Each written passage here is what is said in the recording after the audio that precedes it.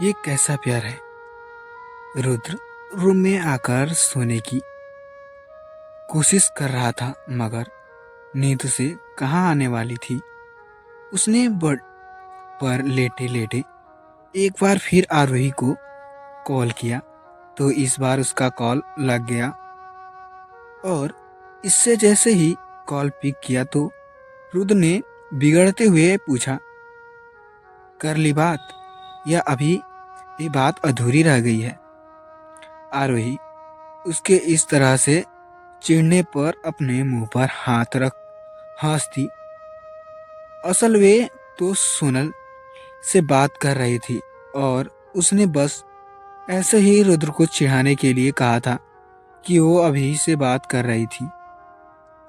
भला वे क्यों बात करने लगी थी उससे। आरोही ने अब अपनी हंसी को दबा उसे और चिढ़ाते हुए कहा, हाँ कर ली, आपको कोई प्रॉब्लम है?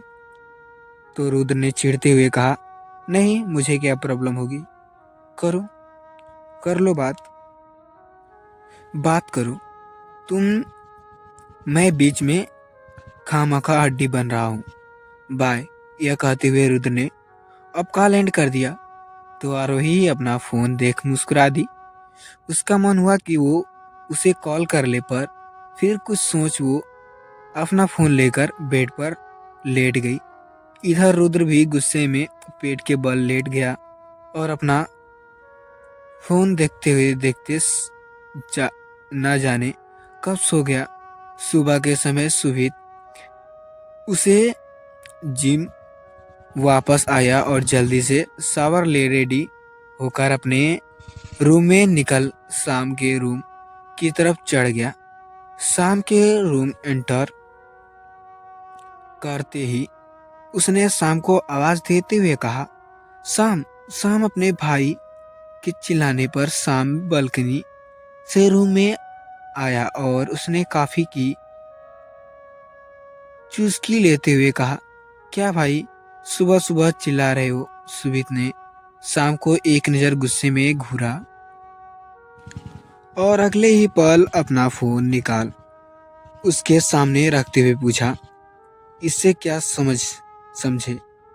मैं शाम, जिसका चेहरा सुबह ही ताजी हवा खाकर लिखा हुआ था, पर जैसे ही सुमित ने उसके सामने अपना फोन लगाया तो उसकी मुस्कुराहट फीकी पड़ गई और उसने अपना थूक घटकते हुए कहा, भाई वो की। तभी सुमित ने उसे हाथ दिखाते हुए कहा, सिर्फ सच बोलना शाम, क्या चल रहा है तुम्हारे और यीशु के बीच? क्या है ये सब? सब जानते हुए भी कि मैं उससे प्यार करता हूँ, फिर भी मेरे साथ ऐसा क्या किया? सामने काफी मट टेबल पर छोड़ जल्दी से कहा, नहीं भाई, अपना गला समझ रहे हूँ। यीशु यीशु तो मेरे लिए हमारी आशा जैसी है, वो आपका प्यार है, ये मैं कैसे भूल सकता हूँ? तो इस पर सुमित चिल्लाते हुए और उससे गुस्से में शाम को पकड़ते हुए कहा, भूल गई हो तुम? तभी तो यीशु को इस नज़र से देखा। तुमने क्या कर रहे हो इस हालत में उसके साथ? बताओ मुझे, तुम दोनों ने मुझे चीट किया है, धोखा किया है, और मेरे साथ जब सब जानना था कि मैं इसलिए इसलिए मैं ऑस्ट्रेलिया से वापस नहीं आना चाहता था। सामने सुमित की बात सुन पहले तो उसे हैरान से देखा, पर फिर अगले ही पल मना करते हुए कहा, नहीं भाई, मेरा मेरा छोड़ यीशु, वो तो अभी आपको धोखा देना तो दूर, उसके बारे में सोच भी नहीं सकती। बहुत प्यार करती है आपसे और आपकी जगह उसके दिल में और कोई नहीं है और ले ही नहीं सकता। सुमित शाम के उसका हाथ पकड़ते झटक जाने को हुआ था, पर शाम ने उसे रोकते हुए पूछा, किसने किसने भेजा आपको ये इतने पुराने फोटोज? सुमित ने एक बार फिर चिल्लाते हुए उससे अपना हाथ छुड़ा कर कहा, तुम्हें इससे क्या मतलब? मुझे साफ साफ बताओ कि इन फोटोज का रोज क्या है? क्या हुआ है तुम दोनों के बीच? शाम को सुमित की बात सुन इस बार गुस्सा आया तो उसने थोड़े गुस्से में कहा, भाई आप हद पार कर रहे हो। किस तरह से बात कर रहे हो आप? सुमित ने गुस्से में शाम की कॉलर को अपने मुट्ठी में भींचते हुए कहा, हद मैंने नहीं, तुमने पार कर दी है। अब सच बताओ मुझे कि मेरे पीठ पीछे क्या गुल खिलाया है तुम दोनों ने? असल के कल दिन के एक बार फिर अध्याय से कुछ बात और उसने द्वारा भेजे गए फोटोज एक बार फिर सुमित का फ्रेंड वास कर दिया और वे उन फोटोज को देख एक बार फिर यीशु को शाम को लेकर अपने सोच में काबू नहीं पा रहा था। मगर शाम उसे अब उसकी बात और सोच दोनों ही घटिया लग रही थी। इसलिए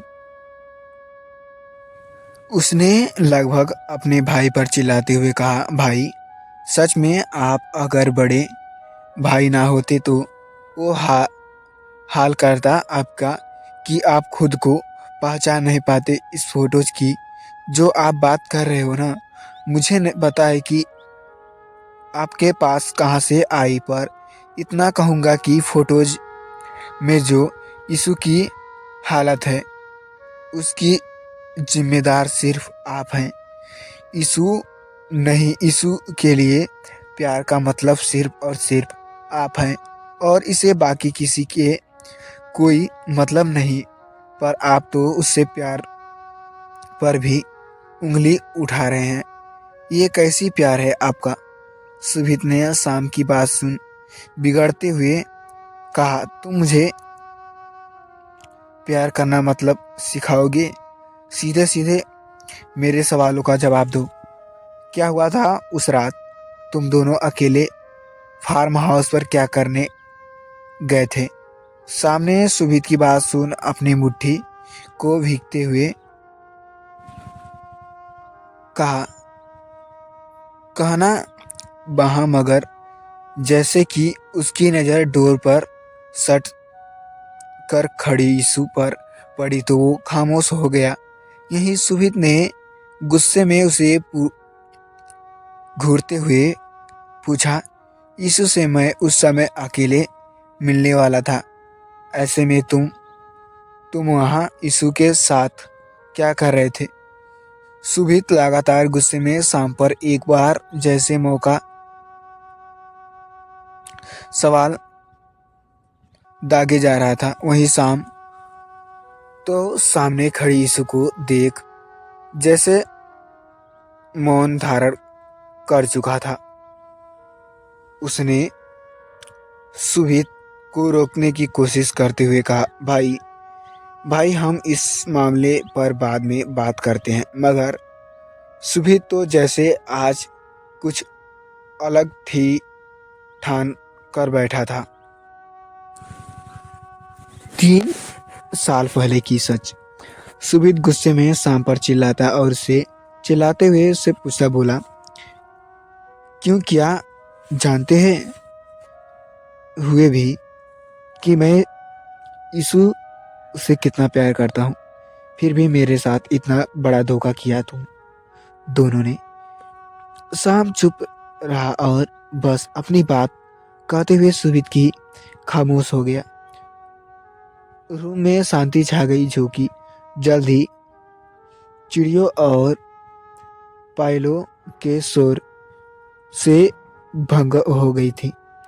जवाब सुन सुमित ने मुड़कर देखा तो यीशु धीमे कदमों से साथ अंदर चली आ रही थी। उसे आते देख सुमित गुस्से से लाल पड़ चुका था। वो आगे बढ़ा और उससे यीशु की कलाई पकड़ उसे लगभग अपने साथ खींचते हुए वहां से लेकर चला गया। वो उसे घसीटता हुआ अपने रूम में लेकर आया और उसे डोर बंद कर डोर से सटा गुस्से में देखते हुए पूछा, क्यों, क्या तुमने ये सब और वो भी तुम्हें ये सब करने के लिए मेरे भाई ही मिला था? सुभित की बात सुन यीशु की आंखें में आंसू झलक आए। सुभित को देख वो उससे पीछे पीछे चली आ रही थी, जिससे वजह से उसने सुभित और शाम की सभी बातें सुन ली थी। फार्म हाउस शब्द को सुनकर ही उसे पता चल चुका था कि सुभित किस बारे में बात कर रहा था, पर जो उसका नजरिया था उस सिचुएशन को लेकर वो इतना घटिया हो गया, ये यीशु ने अभी नहीं सोचा था। आज अगर वो बोल पाती तो शायद उससे कुछ कह पाती अपनी सफाई में नहीं, बल्कि उससे ये पूछती कि क्या उसे बस उस पर इतना सा ही भरोसा था। उस पर छोड़ो, उसे अपने भाई पर भी भरोसा नहीं था। वो उसे और शान को इतना गिरा हुआ समझता था। सुभित एक बार फिर चिल्लाया, बोलो, बोलती क्यों नहीं हो कुछ? पर वो कुछ नहीं बोलती। कैसे बोलती? उसकी आंख से बस सिर्फ आंसू बहे जा रहे थे। वहीं सुभित ने उसे देख दर्द भरी मुस्कुराहट अपने चेहरे पर ला हंसते हुए कहा, मैं भी ना भूल जाता हूँ कि तुम वो बेचारी बोल नहीं सकती, कैसे मेरे सवालों का जवाब दोगी?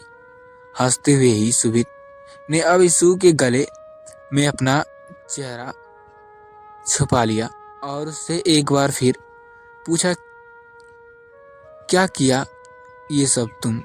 अच्छा से जानती हो ना कि मैं तुम्हें कितना कितना प्यार करता हूँ, फिर भी मेरे फीलिंग के साथ खेला तुमने।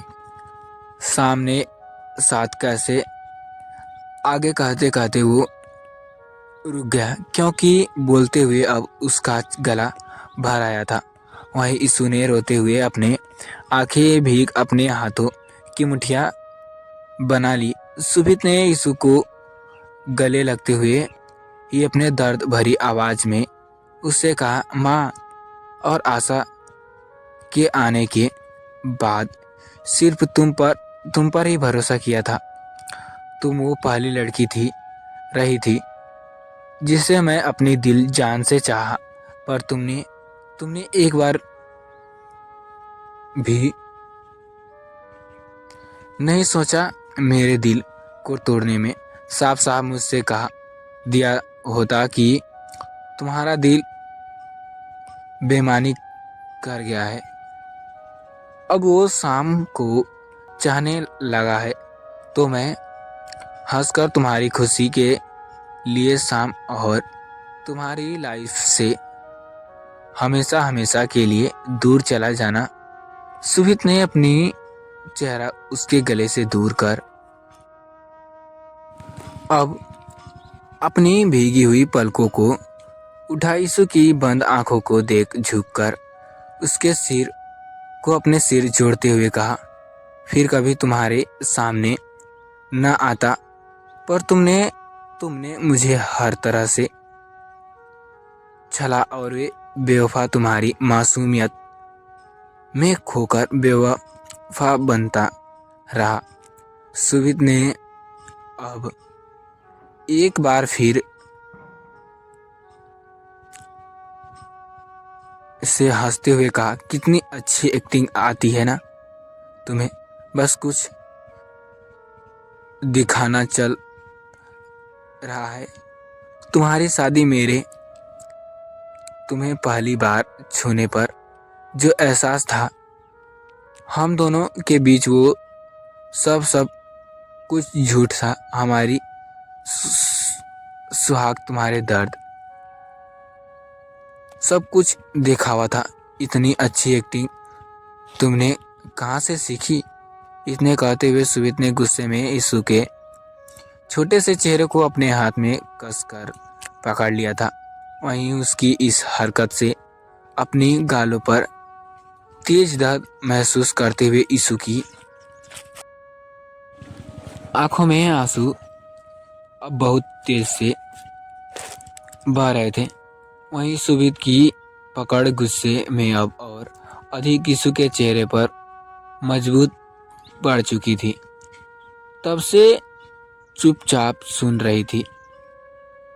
यीशु का दिल अब सुमित की बातों को सुन भर चुका था और बस फटने को तैयार था कि किसी के डोर पर बेल जोर से नॉक किया तो डर नॉक की आवाज सुन अब जल्द यीशु होश में आए तो उसने खुद पर झुके सुमित का हाथ दूर झटकते उसे दूर धकेल दिया और खुद से पलटकर डोर ओपन किया तो डोर पर घबराया हुआ सान खड़ा हुआ था। वो खुद को डोर पर खड़ा उसे दोनों को बाहर न आने पर घबराया हुआ था, इसलिए उसने अब डोर नॉक करना शुरू किया।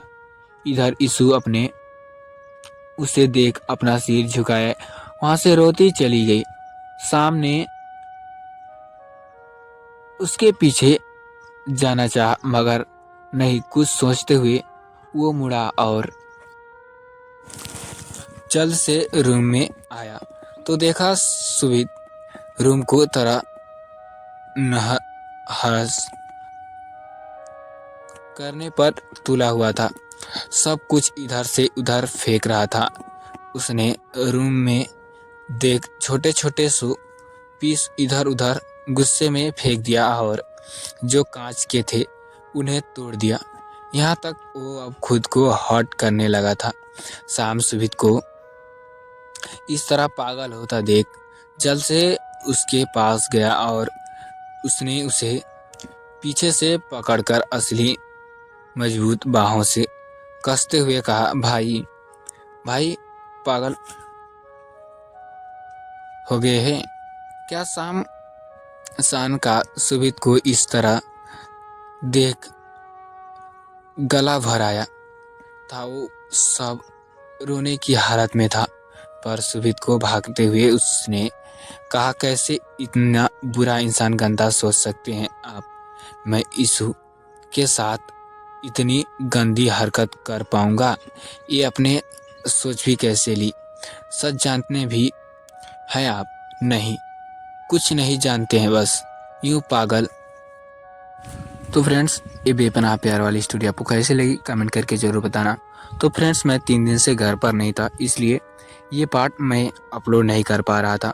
वो पार्ट अपलोड ऑलरेडी हो चुका था, इसलिए मैं बस उसी को अपलोड किया था और ये पार्ट डेली अपलोड होता है, इसलिए मैं 2 दिन नहीं था, इसलिए नहीं अपलोड हो पाया। तो फ्रेंड्स, स्टोरी कैसी लगी कमेंट करके ज़रूर बताएं और अपने हाथों से प्यारे प्यारे सब्सक्राइब जरूर कर दें। तो फ्रेंड्स, चलिए मिलते हैं नेक्स्ट पार्ट में, तब तक के लिए बाय, थैंक यू।